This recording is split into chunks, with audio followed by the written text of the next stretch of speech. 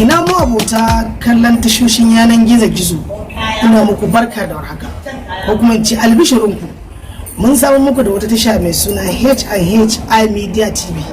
Ita wannan tasha mai suna HIHI Media TV tasha ce wadda aka tanazar muku domin more rayuwarku. Kuma wannan tasha za ta rika gabatar muku da shirye-shirye daban-daban masu ƙayatarwa. Akwai ilmantarwa, nishadantarwa, faɗakarwa da kuma wa'azantarwa.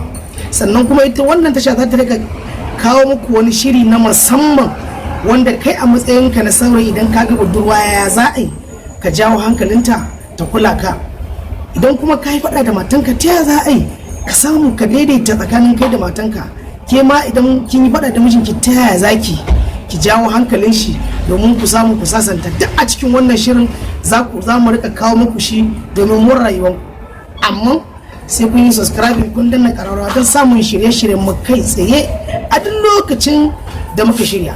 Muna jinjina muku kuma muna muku godiya da irin yadda kuke ba mu haɗin kai, kuke samun lokaci, kuke zama kuke kallon wannan tashoshi namu da yanar gizo-gizo. Sunana dai Hussein Ismail. Na gode, ku biyo mu sannu a hankali. Duk lokacin da muka shirye-shiryen muka dora, idan kuka yi subscribing kuka danna ƙararrawa za ku gani kai tsaye. Allah ya bar soyayya.